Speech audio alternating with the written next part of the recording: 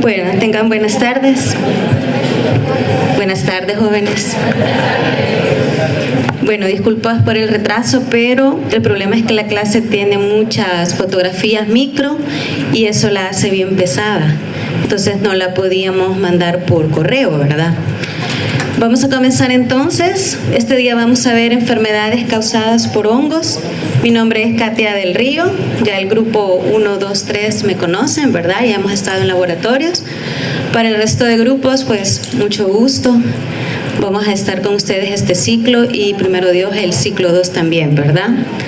Vamos a comenzar entonces.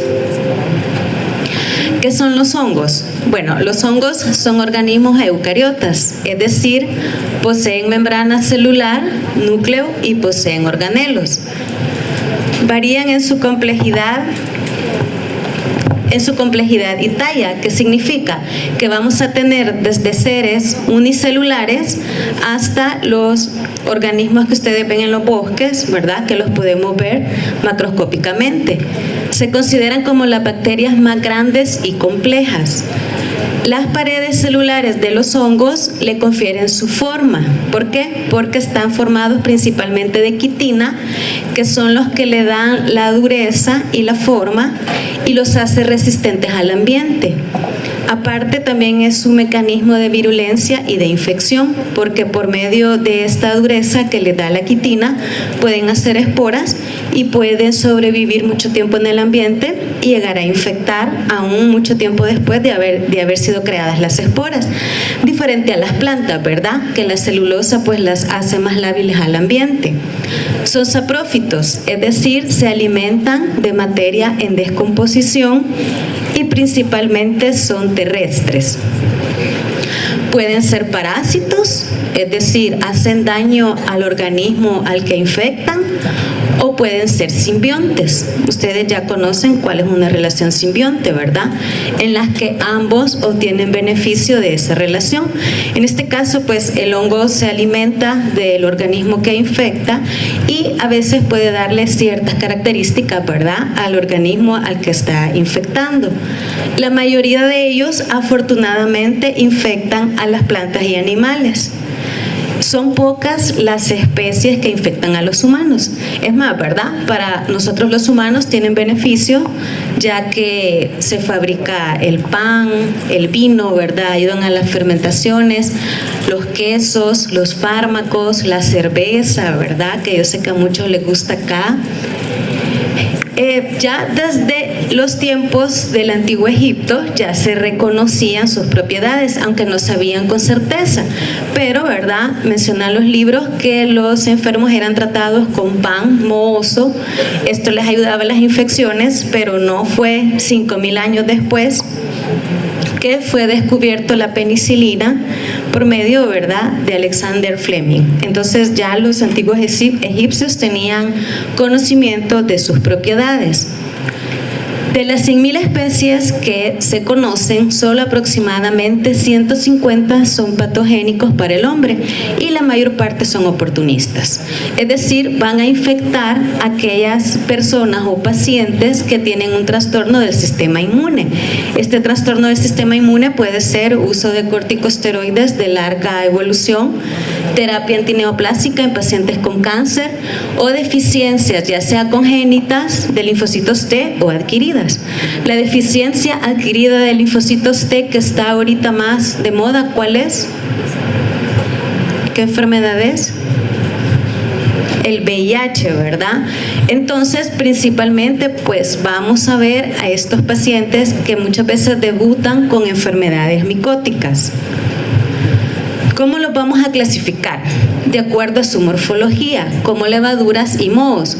Las levaduras son unicelulares, como su palabra lo dice, una sola célula, ¿verdad? Estas pueden ser redondas u ovaladas y se producen de forma asexual por gemación, es decir, estas esporas se dividen en partes más pequeñas. Luego esta parte que se divide va creciendo hasta que alcanza el tamaño de la espora principal y luego se separan. Y de forma sexual, formando esporas. Algunas levaduras como Candida albicans, que se reproduce por gemación, estas yemas no terminan de desprenderse. Y entonces van formando como estas pequeñas hileras que se conocen como pseudohifas. No son hifas verdaderas, ¿verdad? Sino que simplemente las esporas no terminan de dividirse y entonces van formando estas ramificaciones. Eso es importante distinguirlo porque nos ayuda a nosotros a hacer el diagnóstico de Candida albicans, que es levadura, y que lo tenemos que distinguir de los mohos. Los mohos, estos sí, ¿verdad? Tienen forma de filamentos o hifas. El conjunto de hifas forman micelios, crecen y se dividen por sus extremos. Generalmente, ¿verdad? En los extremos es que nosotros vamos a encontrar unas células redondeadas llamadas conidios, que estos son los que se van a dispersar con facilidad por vía aérea, principalmente cuando estamos en las estaciones donde hay mucho viento o bastante brisa, ¿verdad? Que son las estaciones donde más enfermedades parecidas a procesos gripales tenemos y que muchas son producidas por hongos. Las levaduras, vamos a comenzar con las levaduras. Estas son importantes desde el punto de vista económico, pues ya lo hablamos anteriormente, por ser los responsables de las fermentaciones, producen gran número de antibióticos, ¿verdad? Ya con pues mecanismos genéticos, ya no se usan puros como los encontraban antes, ¿verdad? No, que ahora ya sufren transformaciones genéticas para poder ser los antibióticos y provocan un gran número de enfermedades, pero en los vegetales. Tenemos hongos con importancia médica, es más, la mayoría que afectan a los humanos tienen una capacidad que son dimórficos, son llamados dimórficos. ¿Por qué? Porque pueden tener ambos tipos de crecimiento.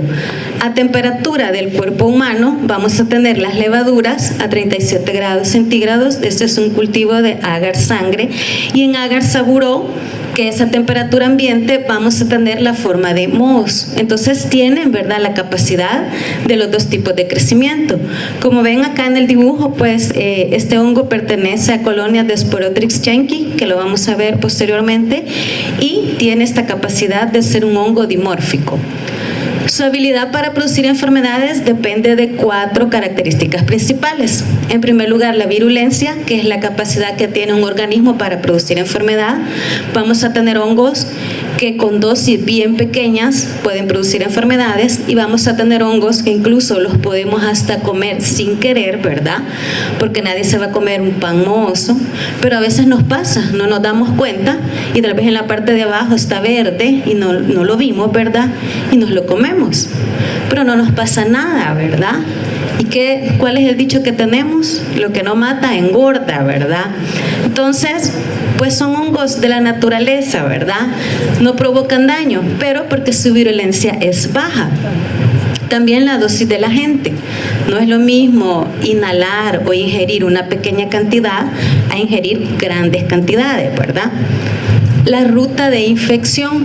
La mayoría de hongos se adquieren por vía aérea porque andan en el ambiente, llegan a la nariz, a los pulmones, luego a los alveolos y luego producen las enfermedades.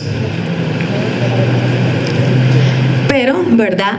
Eso también pues va a depender del tipo de hongo y de la ruta que él necesita para infectar, porque también podemos tener este mismo hongo en la piel y no nos va a causar nada. Pero, por ejemplo, si un catéter se nos infecta y el hongo pasa directamente a la sangre, entonces sí nos va a causar enfermedad, ¿verdad? Y otra cosa importante, el estatus del sistema inmunitario del individuo.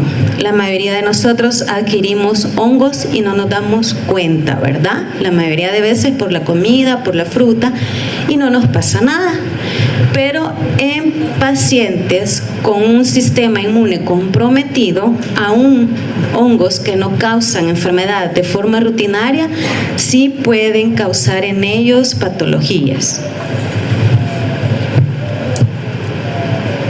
¿Cómo las vamos a clasificar? Las vamos a clasificar las enfermedades, ¿verdad? Los hongos por morfología ya los clasificamos en levaduras e hifas. Las enfermedades las vamos a clasificar dependiendo del tejido infectado y del modo de entrada al huésped. Las vamos a clasificar entonces en 4 grupos: superficiales y cutáneas, subcutáneas, sistémicas y oportunistas. ¿Cuál vamos a ver este día? Las superficiales y cutáneas y las subcutáneas. Las dermatosis superficiales, fíjense bien que no dice dermatitis. Si yo dijera dermatitis, ¿qué estaría diciendo? Inflamación, ¿verdad? Pero no estoy diciendo dermatitis, estamos diciendo dermatosis, es decir, no causan reacción inflamatoria. Y ya les voy a explicar por qué. Estos hongos infectan el estrato córneo de la piel, la capa más superficial. Ahí ya no hay vasos sanguíneos. Entonces, por lo tanto, no podemos tener una reacción inflamatoria. Ustedes ya vieron el tema de inflamación. Bueno, es el laboratorio que vamos a ver esta semana, ¿verdad? Y pues ya saben que para tener una reacción inflamatoria necesitamos un componente vascular. Entonces, si no hay vasos en el estrato córneo, no hay vasos en el pelo ni en las uñas, entonces no vamos a tener, ¿verdad?, una inflamación. Es la forma más común de micosis en humanos y la importancia sobre todo es cosmética, ¿verdad? No es tanto que va a comprometer la salud, sino que es cosmética. Son mundiales y se previenen con una buena higiene. ¿Cuáles son los agentes causales? Tenemos varios grupos. Tenemos los dermatofitos, donde se mencionan 40 especies. No las vamos a ver este día, ¿verdad? Solo hay que tener en cuenta que se clasifican en 3 géneros: Epidermophyton, Microsporum y Trichophyton. También tenemos Malassezia furfur y Phonelomyces wernicki. El síndrome clínico que producen estos 3 grupos de hongos incluye lesiones asociadas a prurito, es decir, todas las lesiones que nos van a producirle al paciente picazón, ¿verdad? Y sin más sintomatología. También tenemos aquellos que comprometen exclusivamente el pelo. Entre ellos está Pedraria hortae y Trichosporum vegili. ¿Cuál es la patogenia? Estos hongos proliferan en el interior de los tejidos queratinizados, en la piel, en el estrato córneo, en el pelo y en las uñas, y se diseminan en sentido centrífugo, es decir, del centro hacia afuera.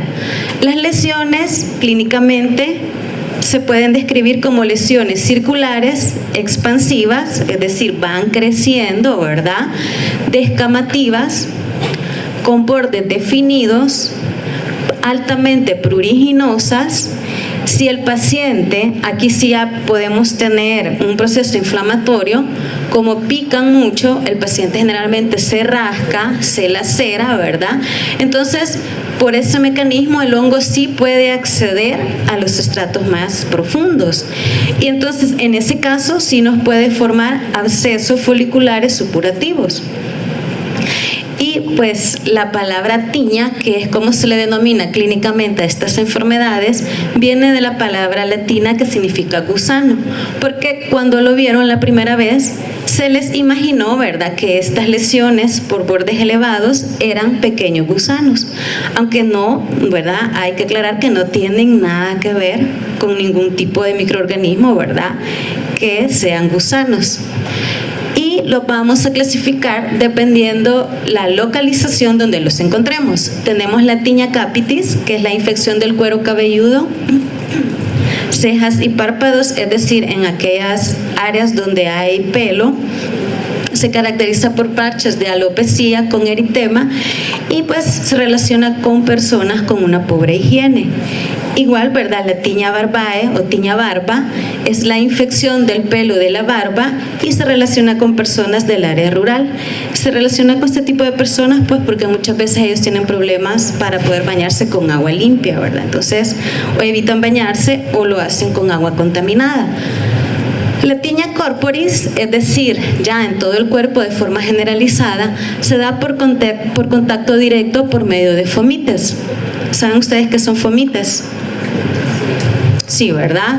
Toda aquella materia inanimada capaz de transmitir microorganismos. Díganme ejemplos de fomites. ¿Cuál?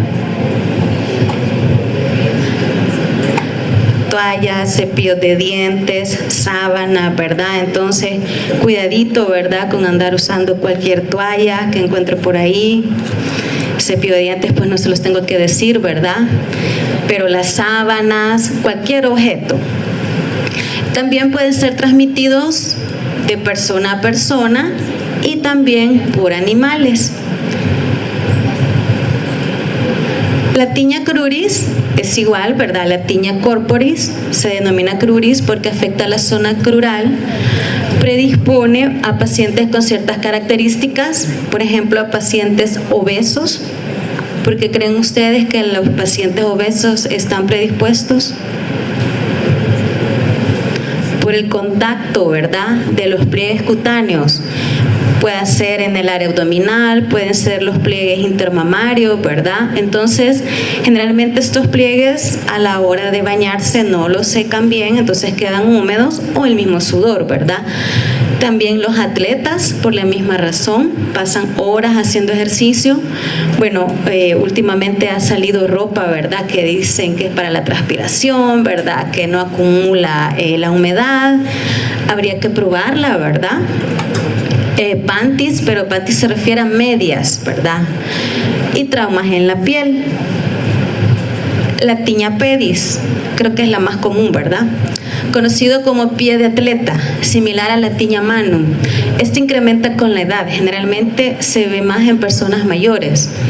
La humedad, el calor, el calzado ajustado y la oclusión aumentan la susceptibilidad. De acuerdo a estas características, ¿quién creen ustedes que la padecen más, los hombres o las mujeres? Los hombres, ¿verdad? Porque las mujeres, quieres o no, a veces nos gusta andar, ¿verdad?, con zapato abierto, y eso es ventaja para este tipo de enfermedades. Es desventaja en el hospital si estamos en emergencia, ¿verdad? ¿Y qué sucede con los hombres o con las personas que tienen tiña pedis? Es un círculo vicioso, puesto que al estar infectados, más se tapan los pies, ¿verdad? Menos que se los destapan, aún tienen oportunidad de andar con sandalias y no lo hacen. Yo he visto personas con calcetines en el mar, no sé si ustedes ya los han visto. Entonces yo me pongo a pensar, bueno, han de tener hongos en los pies, ¿verdad? Porque es la única explicación que yo le hallo para andar con calcetines en el mar. Y bueno, es probable, ¿verdad? Tenemos 4 variantes: intertriginosa, queratóxica, ulcerativa aguda y vesículo ampollar. La intertriginosa se caracteriza por erosión, eritema y descamación que afecta principalmente los espacios interdigitales, principalmente los últimos 3 dedos, porque siento que son los que quedan más en posición unos con otros. La queratóxica, como su palabra lo dice, queratosis, hay una descamación acentuada y engrosamiento de la planta del pie, como pueden ver ustedes acá en las imágenes. La aguda ulcerativa, vamos a tener lesiones ulceradas, maceradas, con bordes descamativos, con mal olor y un aspecto blanquecino. Esto del mal olor se caracteriza, se caracterizan aquellas lesiones donde hay mucha producción de queratina. La queratina es en sí la que causa, ¿verdad?, el olor, que pues le damos muchos seudónimos, ¿verdad? Decimos que a queso, que a, no sé, a carao, ¿verdad? Le damos muchos nombres, muchos adjetivos, pero ese olor es característico de las lesiones con queratina, con mucha producción de queratina. Inician en el 3er y 4 dedo y se van extendiendo en sentido lateral. Luego tenemos la vesículo ampollar o ampular, que son la presencia de vesículas en las plantas que coalescen y van formando ampollas. Es la menos frecuente, pero es la más grave. La tiña unguium, o de la uña, ¿verdad?, Su principal manifestación es una uña opaca, amarilla, blanquecina, grisácea, ¿verdad? Gruesa. A veces cuando la raspamos se hace polvo, puede desprenderse la uña ella solita y también tiene un olor particular que nos puede orientar al diagnóstico. Siempre este olor está dado por la queratina. También tenemos la pitiriasis versicolor. ¿En qué difiere con las tiñas que acabamos de ver? Que como su palabra lo dice, versicolor, las lesiones pueden tener colores diferentes. Pueden ser hipocrómicas, o sea, blanquecinas, hipercrómicas, o sea, más oscuras, ¿verdad? Pueden ser rosadas, pueden ser amarillas, pueden tener varios colores. Siempre es infección del estrato córneo, pero producido por Malassezia furfur. Malassezia furfur es parte de la flora normal. Y si nosotros descomponemos la palabra, ¿verdad? Mala, mal. Cesia, aseo o sepsis, es mal aseo, ¿verdad?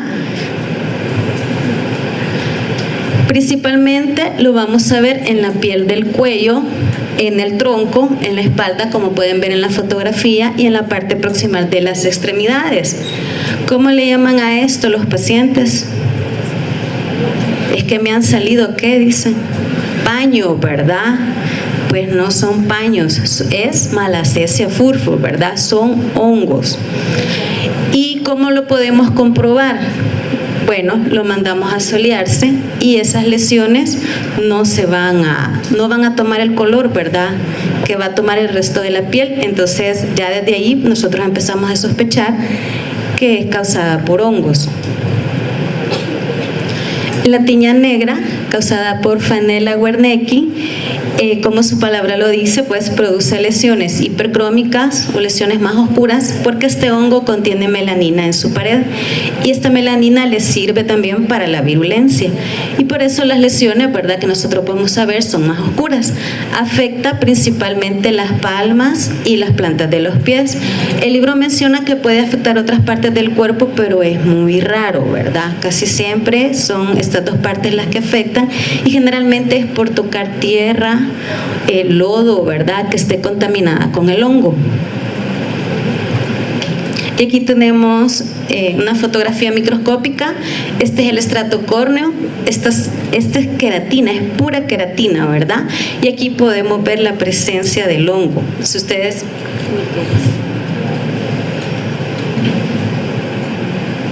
Ahí lo podemos ver, ¿verdad? Algo le hice.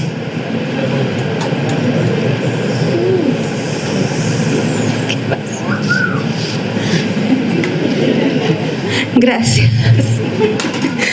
Dios guarde, la tecnología.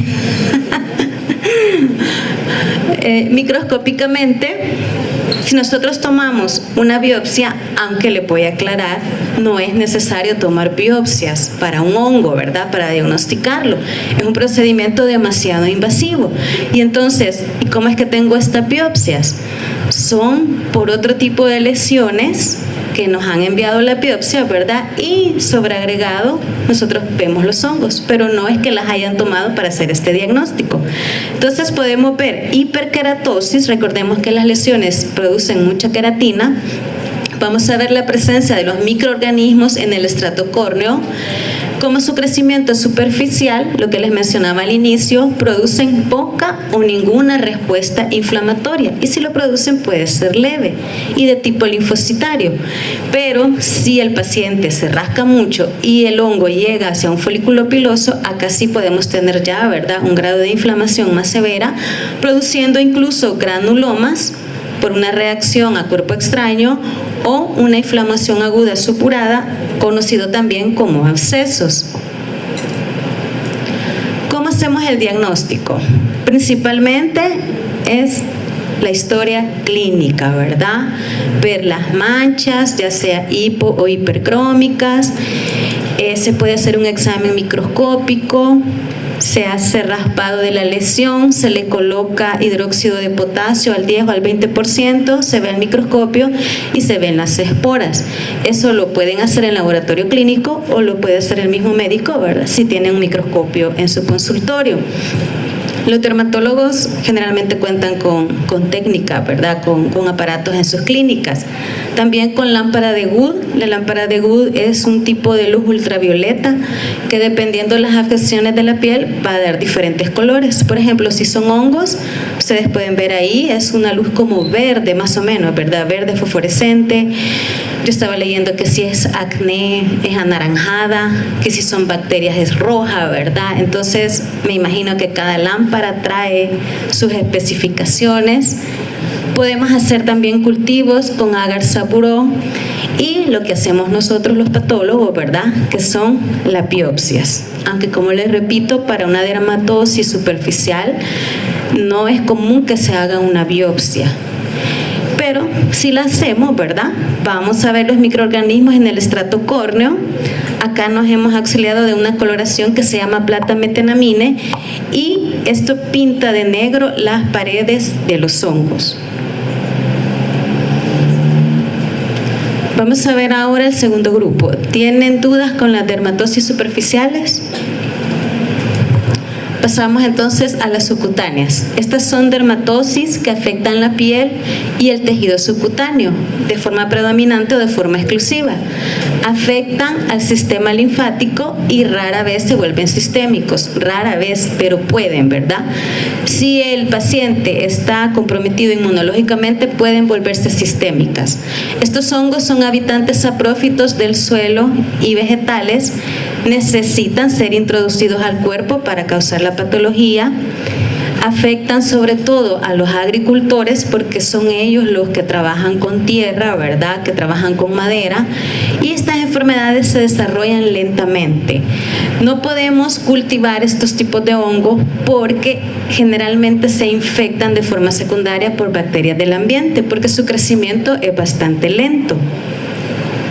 Tenemos en primer lugar la cromomicosis, que esta es una infección crónica cutánea y subcutánea causada por hongos dematiáceos. Dematiáceos significa hongos que contienen melanina, es decir, hongos que van a producir lesiones más oscuras. Entre ellos tenemos los géneros Phyalophora, Cladiosporum y Fonsecae. Son mundiales, más comunes en zonas tropicales y subtropicales. Viven en la tierra, en materia vegetal en descomposición y en la madera, y se producen por implantación traumática, generalmente en los pies por un calzado inadecuado, y debido a esto los vamos a ver casi siempre en los miembros inferiores abajo de las rodillas. Va a ser muy raro que lo veamos en otras partes del cuerpo. ¿Cómo va a ser la lesión? En el sitio de implantación vamos a ver una placa verrucosa. No sé si ya vieron las diferentes lesiones en dermatología, pero una placa es una lesión elevada, ¿verdad? Verrucosa porque la superficie se ve como arrugada, con nódulos sólidos pigmentados separados de la placa principal. Estas se conocen como las lesiones satélites porque el hongo viaja por el sistema linfático y produce lesiones que están lejos de la lesión principal. Microscópicamente vamos a encontrar una inflamación crónica granulomatosa con células gigantes de tipo cuerpo extraño. ¿Por qué? Porque el hongo es un cuerpo extraño, ¿verdad? Entonces, al ingresar al cuerpo va a producir esta reacción granulomatosa, siempre y cuando el paciente tenga un buen sistema inmune, porque si el paciente no tiene un buen sistema inmune, nos va a hacer granulomas. No, ¿verdad? Un paciente que no tenga un buen sistema inmune no nos va a hacer granulomas. El fin del granuloma es encerrar la infección. Si estos pacientes no nos hacen granulomas, entonces ¿qué pasa? La infección se vuelve sistémica, ¿verdad? Pero en un paciente con un buen sistema inmune no va a formar granulomas. Y esto es bueno, sí, porque encierra el hongo, ¿verdad? No permite que se disemine. La característica principal de este hongo es la formación de cuerpos fumigatus o cuerpos escleróticos, que son estas que vemos acá, estas formas que tienen una forma redonda, son de pared gruesa y tienen como esta, aquí en el centro como que estuviera formando una cruz, ¿verdad? Esas son pues las esporas producidas por el hongo adentro del paciente. ¿Cómo hacemos el diagnóstico? Aquí sí necesitamos biopsia, ¿verdad? Aquí sí necesariamente con una biopsia. ¿Qué vamos a ver? Un granuloma con células gigantes de tipo cuerpo extraño. Estas células gigantes de tipo cuerpo extraño, ¿a dónde tienen los núcleos? ¿En el centro o en la periferia? Miren, en la periferia, ¿verdad? Diferente a las de tipo inmunitario que los tienen al azar. Eso es parte del laboratorio de mañana, ¿verdad? Entonces, así nosotros distinguimos células de tipo cuerpo extraño pero los granulomas pueden ser producidos por cualquier cuerpo extraño. Entonces, ¿qué nos sella el diagnóstico? La presencia de los cuerpos escleróticos. Si no los vemos, no podemos hacer el diagnóstico. Simplemente paciente con granuloma, ¿verdad? Probablemente causada por hongos, pero si no vemos el microorganismo, no podemos nosotros hacer el diagnóstico. Luego tenemos el micetoma, conocido como pie de madura o maduromicosis. Es una enfermedad inflamatoria crónica. Acordemos que su evolución es lenta, ¿verdad? Todas las dermatosis subcutáneas son lentas. La vemos en regiones tropicales y subtropicales, principalmente acá en Centroamérica. Afecta la piel, el tejido celular subcutáneo, puede afectar huesos y también las vísceras. El más frecuentemente afectado es el pie, más que la mano. La inoculación es traumática por suelo contaminado, húmedo, ¿verdad? Y abrasiones dérmicas. Este puede ser producido por dos tipos de microorganismos. Tenemos el eumicetoma, que es producido por hongos, por Madurella mycetomatis, y tenemos el que es producido por bacterias, o el actinomicetoma, producido por Nocardia brasiliensis, que en un inicio se creía, ¿verdad?, que este microorganismo era hongo y por eso era clasificado dentro de ellos, pero después se descubrió, ¿verdad?, que es bacteria. Macroscópicamente vamos a ver aumento de volumen del miembro afectado. Al inicio es indoloro, deformación del área, ustedes pueden ver acá la fotografía, ¿verdad?, con fístulas. Fístulas son estos pequeños orificios que drenan un exudado seroso o purulento en el que vamos a encontrar el parásito formando granos. Con este tipo de hongo, cuando nosotros éramos externos, llegó un paciente a emergencia a pasar consulta, ¿verdad? Y su consulta era: no me puedo quitar el zapato. A nosotros nos dio risa, ¿verdad? Estábamos como en tercer año, cuarto año, más o menos al nivel de ustedes, y nosotros nos quedamos, ¿verdad? ¿Pero qué más? No, que no me puedo quitar el zapato. ¿Y cuánto tiene, verdad? Le preguntamos. Es que como un mes. ¿Y por qué no se ha quitado los zapatos en un mes? Entonces él nos contó que era una persona indigente y que no se los quitaba, ¿verdad? Porque si se los quitaba, se los robaban en la noche. Pero que ese día se lo quiso quitar y no pudo quitárselo. Pero no le dolía, él decía que no sentía ningún otro síntoma. Con todo el dolor de nuestra alma, pues nos tocó cortárselo, ¿verdad? Porque no había forma de quitárselo. Y efectivamente lo que él tenía era un micetoma. Entonces le había crecido tanto el pie, ¿verdad? Se le había edematizado tanto que por eso es que él no se podía quitar los zapatos. A mí desde entonces, créanme que esta lesión no se me olvidó. Aparte de esa historia, ¿verdad? Esa historia clínica bien rara, ¿verdad? Consulta por no me puedo quitar el zapato, ¿verdad? La lesión, o sea, lo que nosotros vimos fue bastante, pues muy parecida a la fotografía que les estoy enseñando. Microscópicamente también vamos a tener la formación de granuloma, pero también ya se combina este granuloma con abscesos. Vamos a tener los dos tipos de inflamación, ¿verdad? Aguda y crónica. Nosotros podemos ver en la biopsia la presencia de las colonias compactas que se denominan granos de azufre, porque se parecen a los granos del compuesto de azufre, ¿verdad? Que son pequeños, que son amarillos.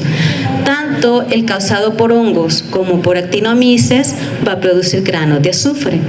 Los podemos diferenciar. Algunos libros dicen que los producidos por nocardia, los granos son más pequeños y blancos o amarillentos, y que los producidos por los hongos son más grandes los granos y tienden a ser más oscuros. En este caso, en esta fotografía, tenemos a Madurella mycetomatis. Microscópicamente lo vamos a ver como hifas gruesas, y esto microscópicamente sí nos puede ayudar a diferenciarlo de nocardia, porque nocardia es más filamentosa y las hifas, bueno, acá no produce hifas porque es bacteria, pero estos crecimientos son como más filamentosos, son más delgados. Entonces microscópicamente los podemos distinguir por eso. En el cultivo el crecimiento es lento y la colonia pues puede pasar por diferentes colores, desde colores blancos, amarillos, hasta color rojizo. Cuando nosotros tomamos biopsias y no estamos seguros si esta lesión es causada por hongo, podemos aplicar dos tipos de histoquímica: el PAS, ácido periódico de Schiff, o platametenamine.